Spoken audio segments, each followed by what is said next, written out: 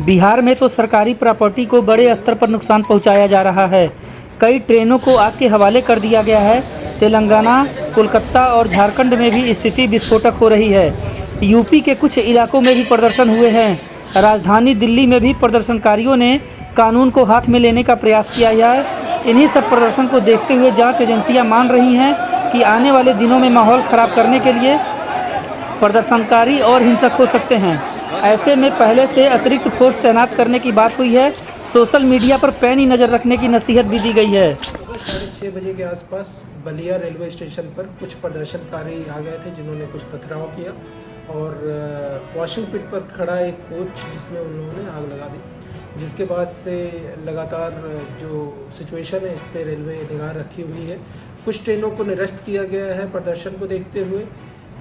अगर पूर्वोत्तर रेलवे की बात करें 34 ट्रेनें निरस्त की गई हैं। सभी लगभग छोटी दूरी की ट्रेनें हैं जो पैसेंजर ट्रेनें हैं ज़्यादातर इनमें से, और 2 ट्रेनों को शॉर्ट टर्मिनेट किया गया है। अभी 9 ट्रेनें ऐसी हैं जिनको अलग अलग स्टेशनों पर नियंत्रित करके चलाया जा रहा है। अभी की बात करें तो as on time situation under control है और लगातार जो हमारे आरपीएफ, जेआरपी के लोग हैं और साथ ही जो स्टेट पुलिस के लोग हैं इन स्टेशनों पर निगाह बनाए हुए हैं, जिससे ट्रेनों का संचालन सुचारू रूप से चलता रहे।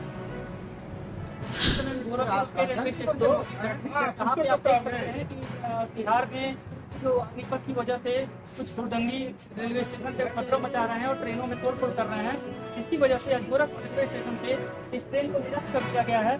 और हमारे साथ कुछ ऐसे यात्री यहाँ पे मौजूद हैं जो बहुत ही परेशान हैं। बच्चे भी हैं जो बोल रहे हैं कि इनको कुछ खाए पिए नहीं है। आइए हमारे साथ एक यात्री हैं, उनसे हम बात कर रहे हैं। आप अपना नाम बताइए और आपको कहाँ से कहाँ जाना था और आपको परेशानी क्या है? मेरा नाम हरिश्चंद्र है, मैं लखनऊ से रहने वाला हूँ और हम लोग लखनऊ से जा रहे हैं पाटलिपुत्रा। अब हमारे पॉकेट में हम लोग टिकट तो ले लिया, लेकिन हमारे पॉकेट में इतने पैसे नहीं है कि अब दूसरी व्यवस्था से हम जा पाएंगे। बताइए हम यहाँ पे क्या करेंगे? न हमारे पास रहने का सुविधा है, न खाने का सुविधा है। हमारे पास हम लोग पास कोई सुविधा नहीं है। पाटलिपुत्रा जा रहे हैं, सुविधा ये है कि एकाएक निरस्त कर दिया, न कोई वैकल्पिक व्यवस्था है और वैसे ऑन रोड वो भी वैसा ही है।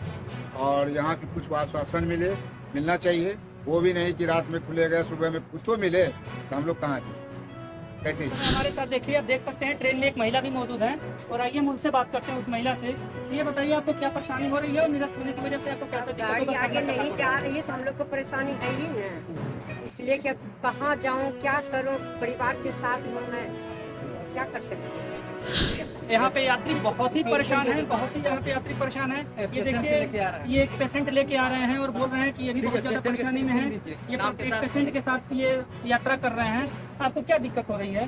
सर, मैं अपने माता को दिखाने के लिए पीजीआई हॉस्पिटल ले गया हूँ, वहाँ से लौट रहा हूँ दिखा करके और इस ट्रेन में सफर कर रहा हूँ। मैं अपनी बीमार माता के साथ परेशान हूँ और यहाँ पर जाने के लिए मेरे पास कोई विकल्पिक रास्ता नहीं है। पैसा से जो भी था दवा दारू खरीदा किया है और यहाँ से मेरे जाने में मैंने रोड पर क्या मैं करूँ, किस तरीके से जाऊँ, मुझे समझ में नहीं आ रहा है। यात्री बहुत ही ज्यादा परेशान है, जिनको खास तौर पे बिहार के रूट पे जाना है वो कुछ ज्यादा परेशान है। और यहाँ पे अभी तक 2 ट्रेनें निरस्त हो चुकी हैं। अभी आने वाले वक्त में देखिए कितनी ट्रेनें निरस्त हो सकती हैं। आप बने रहिए निष्पक्ष टीवी के लिए। मैं गोरखपुर से कृष्णा चतुर्वेदी। केंद्रीय जांच एजेंसियों ने सभी राज्यों को अलर्ट जारी कर दिया है। कहा गया है कि सोशल मीडिया के जरिए अफवाह फैला माहौल खराब करने की साजिश है। जारी बयान में कहा गया है कि असामाजिक तत्व हर कोशिश करेंगे कानून व्यवस्था बिगाड़ने की, सरकारी प्रॉपर्टी को नुकसान पहुंचाने की। सभी राज्यों को अलर्ट किया जाता है कि वे अतिरिक्त फोर्स तैयार रखें, जिससे हर स्थिति को से निपटा जा सके।